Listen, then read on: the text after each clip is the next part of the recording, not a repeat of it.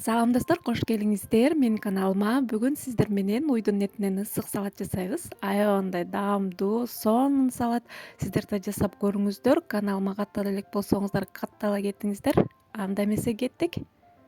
Эң биринчи ушундай уйдун этин соломка кылып туурап алабыз дагы, узунча кылып туурап, этибизди мариновка кылабыз. Соя соусунан кичине коюп, андан кийин кукурузный крахмалдан салып, кукурузный крахмал эмне кылат? Биздин этибиздин жумшак болуп бышышына жардам берет. Андан кийин аралаштырып, соя соус болгон үчүн туз кошпойбуз. Андан кийин өсүмдүк майынан куюп, жакшылап аралаштырып, этибизди мариновка кылып коебуз жарым саатка. Биздин этибиз даяр болгучакты биз болгарский перецти ушундай кылып туурап алабыз. Оозго баткыдай кылып туурап аласыздар.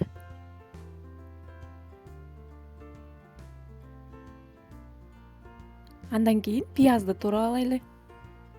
Пиязды ушундай кылып чоң кылып эле туурап алыңыздар.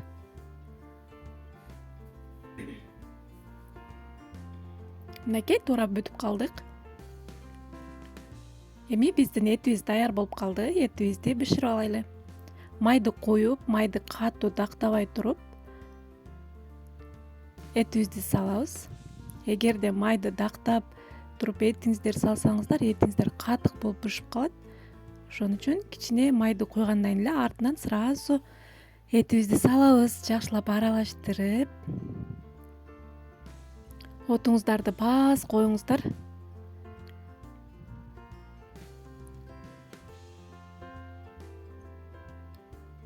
Андан кийин кичине суу куюп туруп, капкагын жаап, бир 40 минутага буктуруп бышырып алабыз. Отуңуздарды эң пасына коюп бышырып аласыздар. Мынакей суусу тартылып, биздин этибиз бышты, аябагандай жумшак, сонун болуп бышат.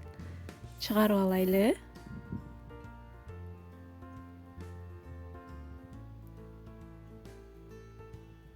Андан кийин артынан эле чесногубузду салып, чеснокту дагы көпкө куурбайсыздар. Чеснок бат күйүп кетет.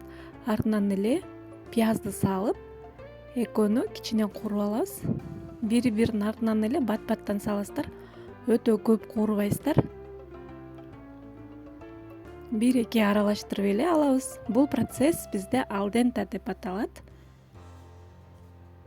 Андан кийин бул жерде стручка фасолун салабыз.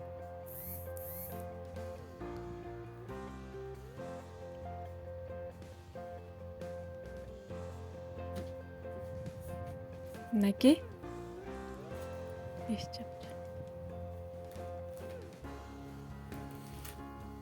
Даяр тарелкага салып, чыгарып алайлык. Кууруп алган этибиздин үстүнө салдык.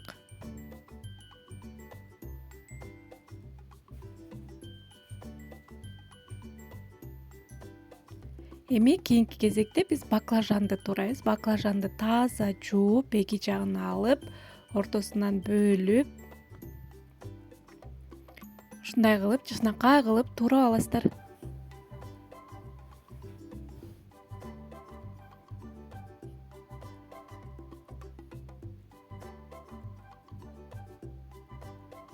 Андан кийин баклажаныбыздын да үстүнө кукурузный эмес, картофельный крахмалдан салып, жакшылап аралаштырып, буну дагы кууруп алабыз. Крахмал биздин баклажаныбызды мындай хруст берип турат. Мындай жегенде жумшак болбой, жакшынакай болуп, кырсылдап сонун болуп турат. Ошон үчүн крахмал кошуп кууруп алабыз. Мынакей майды дактап салып, мынакей эки жагын кызарта кууруп алыңыздар.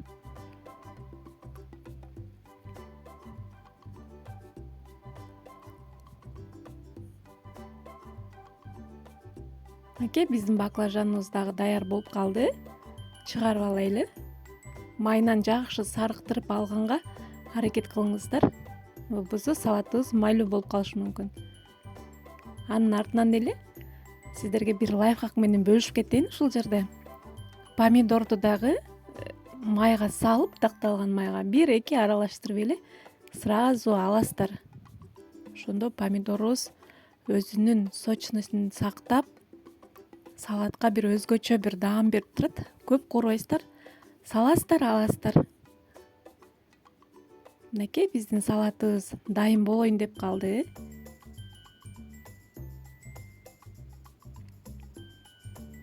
Өтө кооз, өтө даамдуу салат болот. Андан кийин бул жерде менде укроп менен кинза туурап салатка кошобуз. Андан кийин бул жерде кургатылган кинза, кара мурч, таттуу кызыл перец кургатылган.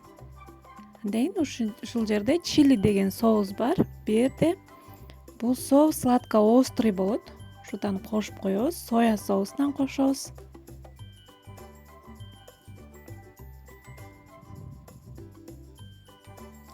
Эгерде ачууну жакшы көргөндөр болсо, ачуудан дагы кошуп койсоңуздар болот.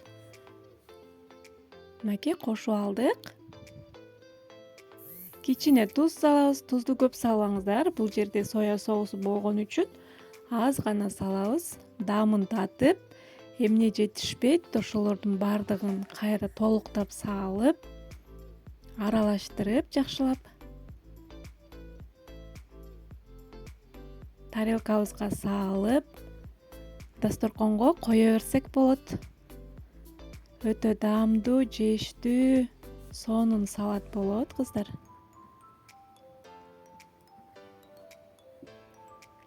Сиздер да сөзсүз түрдө жасап көрүңүздөр.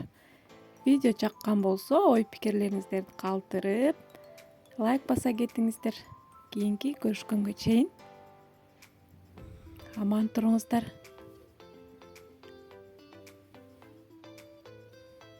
Үстүн өзүңүздөрдүн калыбыңыздарга жараша кооздоп койсоңуздар болот.